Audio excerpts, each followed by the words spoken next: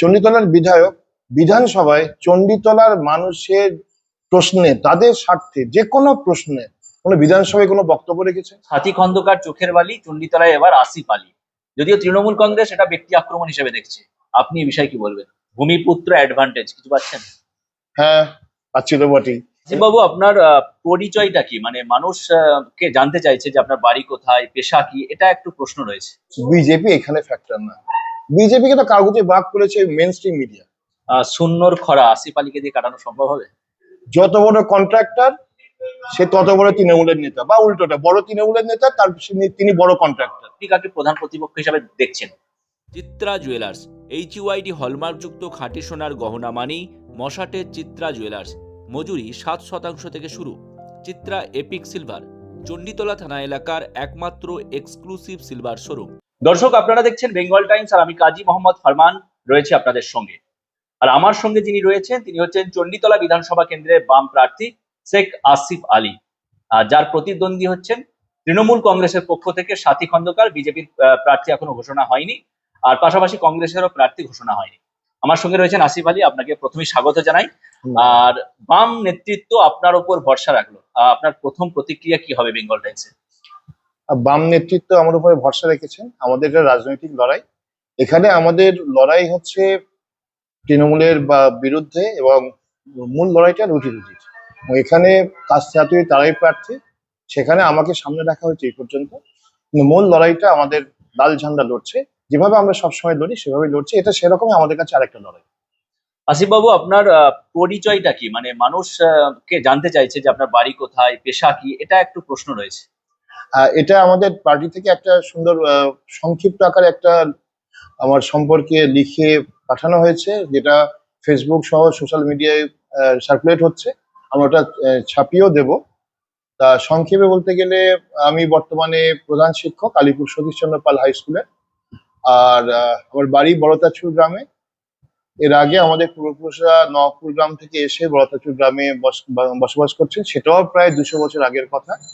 এবং এই আমার ঠাকুরদা ছিলেন ডক্টর রামজেদ আলী, একজন হোমিও চিকিৎসক।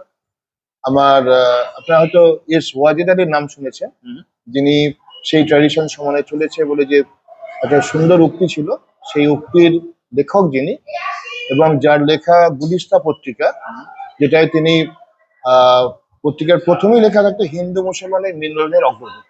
সেই পত্রিকাটা উনি প্রকাশ করতেন। সেই পরিবার থেকে আমি উঠে এসেছি। আমার পার্টি মেম্বারশিপ 1994-এর, যখন আমি বিশ্ববিদ্যালয়ের ছাত্র, তখন থেকে লাল ঝান্ডা বয়ে যাচ্ছি। এটাই আমার সবচেয়ে বড় পরিচয়। মানুষের স্বার্থে যদি মানুষ সুযোগ দেন, আমাদের উপরে আস্থা রাখেন, মানুষের স্বার্থে কাজ করবেন। এখন বর্তমানে পেশাগতভাবে আপনি প্রধান শিক্ষক। আর একটা বিষয় হচ্ছে, এর আগে কোনো নির্বাচনী লড়াইয়ে লড়ার কোনো অভিজ্ঞতা? হ্যাঁ, আমাদের তো এর আগে, যেমন এখনই আমি পাঁচগড় গ্রাম পঞ্চায়েতের সদস্য এবং বিরোধী দলনেতা। এর আগে আমরা নির্বাচনে লড়েছি। পার্টি যখন যখন যেখানে দায়িত্ব দিয়েছে আমরা পালন করছি। বর্তমানে আপনার বিরুদ্ধে যিনি আছেন, প্রধান প্রতিপক্ষ বলা যেতে পারে, আপনি কাকে প্রধান প্রতিপক্ষ হিসাবে দেখছেন? আমাদের কাছে তো প্রতিপক্ষ হচ্ছে যে কোনো প্রতিক্রিয়াশীল শক্তি, তারই প্রতিপক্ষ। সেই হিসাবে তৃণমূল এবং বিজেপি আমাদের প্রধান প্রতিপক্ষ, এটাই বলবো আমি। বিজেপির পক্ষ থেকে এখনো পর্যন্ত কারোর নাম সামনে আসেনি, তবে তৃণমূলের পক্ষ থেকে সাথী খন্দকার 3বারের বিধায়ক, আবার এবারে তিনি নমিনেশন করছেন। শুধু সাথী খন্দকার বললে ভুল হবে, এই সাথী খন্দকারের সঙ্গে কিন্তু একটা পুরনো জিনিস, একটা স্মৃতি জড়িয়ে আছে। আকবর আলী খন্দকার, তার একটা সমর্থক বা সেই সময়ের একটা তার একটা সহানুভূতি, সেটাও কিন্তু কাজে লাগে। সেই জায়গায় আপনার লড়াইটা কতটা সহজ হবে? লড়াই আমাদের কাছে সবসময় কঠিন। যে কোনো লড়াই আমরা সিরিয়াসলি নিই এবং সেভাবেই আমরা লড়বো। তো এখানে যেটা বলার, যে সাথীদি তিনি একজন ক্যান্ডিডেট, তার প্রতি আমাদের শুভেচ্ছা থাকবে। এটা কোনো ব্যক্তিগত লড়াই না, রাজনৈতিক লড়াই। সেখানে যেটা বলার, উনি তো 15 বছর ধরে চণ্ডীতলার বিধায়ক বিধানসভায় চণ্ডীতলার মানুষের প্রশ্নে, তাদের স্বার্থে যে কোনো প্রশ্নে কোনো বিধানসভায় কোনো বক্তব্য রেখেছেন? তাহলে আমরা একজন বিধায়ককে কেন পাঠাই বিধানসভায়? শুধুমাত্র ওই যে বিধায়ক উন্নয়নে তহবিলের টাকাটা ডিস্ট্রিবিউট করার জন্য? এর বাইরেও তো অনেক কাজ আছে। আজকে দেখুন কেষ্টপুরে একটা ঝামেলা হচ্ছে, সেখানে বিধায়ক কি গেছেন? বিভিন্ন জায়গায় যখন সমস্যা হয়, তৃণমূল কংগ্রেসের একটা অদ্ভুত ব্যাপার, যখন মানুষ বিপদে পড়েন তখন তাদের যারা টপ লিডার, তারা যেন সব ওই মাটির তলায় আন্ডারগ্রাউন্ড হয়ে যায়, সব মিটে গেলে সব বেরিয়ে আসে। কেন? মানুষ যখন বিপদে পড়বে তখন তো পাশে থাকতে হবে, যেমন আমাদের ক্ষমতা সেইটুকুনি থাকবো। আমাদের আজকে হয়তো আমাদের ক্ষমতাটা কম, কিন্তু আপনারা দেখবেন রেড ভলেন্টিয়ার্স কোভিড পিরিয়ডে তারা তাদের মতো করে সীমিত ক্ষমতা নিয়ে মানুষের পাশে থেকেছে। আমরা সব জায়গায় এটাই করি। বড় ঝামেলা যখন হয় আমরা আগে চেষ্টা করি মানুষকে কি করে সেই জায়গা থেকে সামলে শান্তি বজায় থাকবে। আমাদের কমরেডরা আমরা সবাই মিলে ঝাঁপিয়ে পড়ি, যতটা আমাদের ক্ষমতা চেষ্টা করি। এটা তো হওয়া উচিত। তারপরে তো কে রাজনীতি করে, কে কোন পার্টি করে, কে কোথায় আছে, এগুলো পরে। মানুষের সমস্যা নিয়ে কথা বলার জায়গায় কিন্তু তৃণমূল ভীষণভাবে ব্যর্থ। ওদিকে যে মূল রাস্তাগুলো দেখবেন, রাস্তাগুলো সব নষ্ট হয়ে যাচ্ছে। এবং যে কারণে আপনারা দেখবেন সাধারণভাবে যে কোনো রাস্তার মিনিমাম একটা থিকনেস থাকে তো 4 থেকে 6 ইঞ্চি মিনিমাম।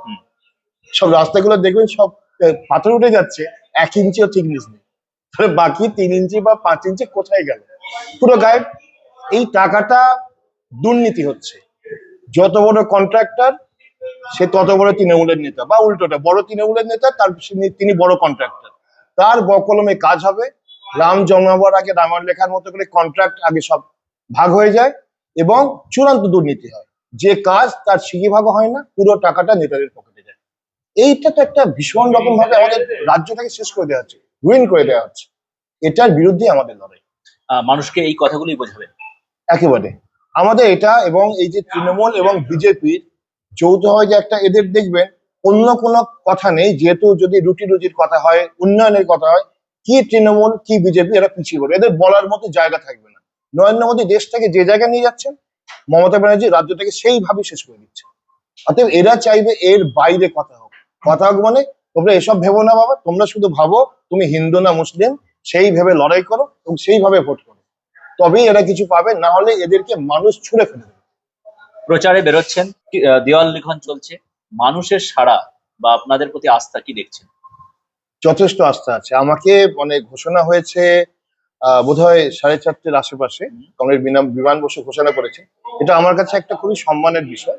তো তারপরে মানে আমার হোয়াটসঅ্যাপ এবং কল এত এসছে, আমি সেগুলো সব রিসিভ করতে পারিনি, সব মেসেজ এখনো ওপেন করতে পারিনি। সব জায়গায় একটাই কথা, দাদা তুমি আছো, তুমি চেষ্টা করো, আমরা আছি, খুব ভালো হয়েছে, আমরা লড়াই করব, তোমাকে জিততেই হবে, আমরা পাশে আছি। এবং এটাও বলছে কোথায় যেতে হবে বলে, আমরা সবাই যাবো। আমার গ্রামে যারা আছে তারাও বলছে তুমি ওরকম ভাবে বলো না, আমরা গাড়ি করব, তোমাকে সঙ্গে নিয়ে ঘুরবো সব জায়গায়। এইভাবে মানে আমি আপ্লুত যে এত মানুষ এটাকে সমর্থন করছে। ভূমিপুত্র অ্যাডভান্টেজ কিছু পাচ্ছেন? হ্যাঁ, পাচ্ছি তো বটেই। এলাকার মানুষ অনেকেই এটা ভাবছেন যে এমএলএ এর আগে যিনি আছেন তার সঙ্গে দেখা করতে গেলে অনেক দূরে যেতে হয়, বা অতটা সময় আমরা উনি দিতে পারেন না। এটা ওনারা অনেকেই বলছেন। এখন তো হচ্ছে অন্তত ফোন করলেই পাবো, এটা অনেকে বলছেন। সেটা ভবিষ্যৎ বলবে। কিন্তু হ্যাঁ, মানুষ যদি আমাদের উপর আস্থা রাখেন, আমাদের পার্টি আছে, আমরা নিশ্চয়ই মানুষের সেই আস্থার প্রতি যাতে সঠিক প্রতিদান দেওয়া যায়, তার মর্যাদা রাখা যায়, আমরা সেই চেষ্টা করবো। দলীয় প্রার্থী ঘোষণার পর অনেকে বিক্ষুব্ধ হয়, তো আপনি প্রার্থী হওয়ার পর বিরোধী শিবির থেকে কোনো যোগাযোগ?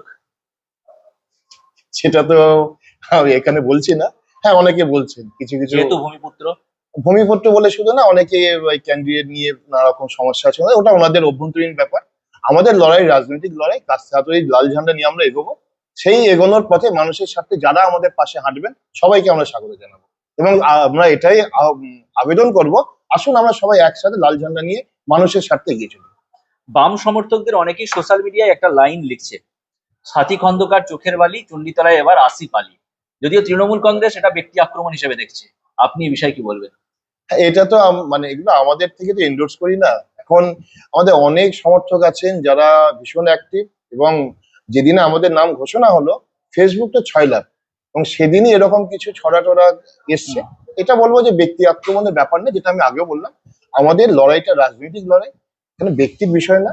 তবে কেউ এরকম ছড়া করেছে, তাই যিনি করেছেন বলবো একটু লাইনটা একটু চেঞ্জ করে দিন, অন্য কিছু করো। ব্যক্তি আক্রমণে আমরা যেতে চাই না, কারণ আমাদের রাজনীতির একটা সংস্কৃতি আছে, আমাদের একটা লেভেল আছে, তার নিচে আমরা নামি না। এবং সবসময় আমরা চেষ্টা করব যে রাজনীতির লড়াইটা রাজনৈতিক লড়াইয়ের মধ্যেই রাখতে, ব্যক্তিগত কাদা ছোঁড়াছুড়ির দিকে আমরা যেতে চাই না। যদি কেউ জানো, সেটা আমরা পরিহার করার চেষ্টা করবো। তৃণমূল কংগ্রেসের বিরুদ্ধে আপনার লড়াইটা হয়তো উন্নয়ন নিয়ে হবে, কিন্তু বিজেপির বিরুদ্ধে লড়াই করবেন কি করে? সেখানে তো ধর্মীয় তাস রয়েছে। বিজেপি এখানে ফ্যাক্টর না। বিজেপিকে তো কাগজে ভাগ করেছে মেন স্ট্রিম মিডিয়া।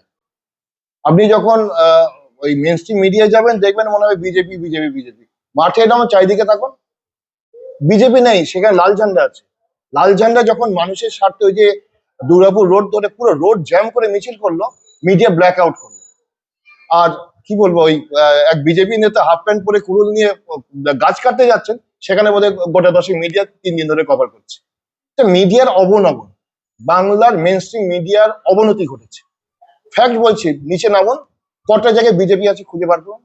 বিজেপি নেই, এটাকে কাগজে বাগ বানানো হচ্ছে। এটাকে মানুষের কাছে আমরা এটাই নিয়ে যাচ্ছি যে এরা কোনো ফ্যাক্টর না। বললাম না যে সিলেবাসে প্রশ্নের বাইরে হলে যেমন অনেক আছে যারা ছাত্র তারা চেষ্টা করে পরীক্ষাটাই ভণ্ডুল করে দিতে।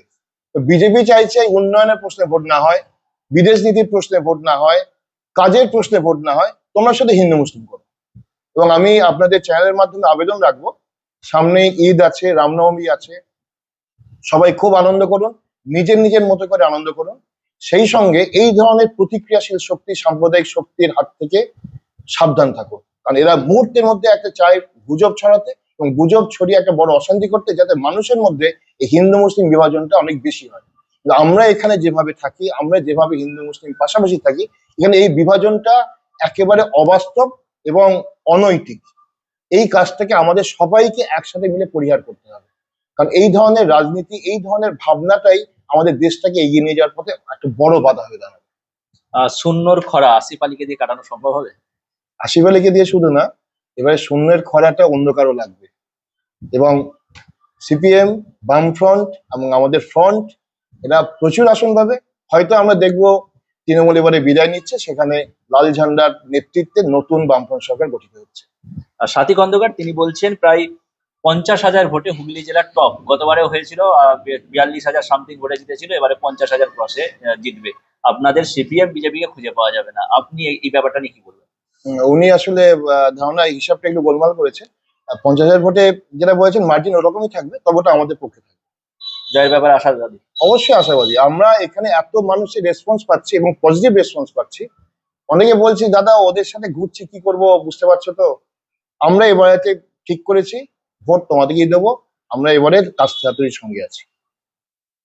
আমরা কথা বলছিলাম চণ্ডীতলার বিধানসভা কেন্দ্রের সিপিআইএম প্রার্থী শেখ আসিফ আলীর সঙ্গে, এবং তিনি যেটা বলছেন যে স্থানীয় হওয়ার জন্য বা ভূমিপুত্র হওয়ার জন্য যেমন একদিকে তিনি অ্যাডভান্টেজ পাচ্ছেন, পেশায় শিক্ষক, এবং প্রার্থী হিসেবে বিরোধী রাজনৈতিক দলে যারা রয়েছেন সেখানে অনেকের পছন্দ না হওয়া বা সাধারণ মানুষের একেবারে পছন্দের তালিকায় শেখ আসিফ আলী উঠে আসা, এই সব কিছু মিলিয়েই এই চণ্ডীতলা বিধানসভা থেকে শেখ আসিফ আলী তারা হাতুড়ি কাস্ত চিহ্নে তিনি জয়লাভ করবেন, এ ব্যাপারে আশাবাদী, এমনটাই জানালেন তিনি। ক্যামেরায় সমতার সঙ্গে আমি কাজী মোহাম্মদ ফারমান, চণ্ডীতলা।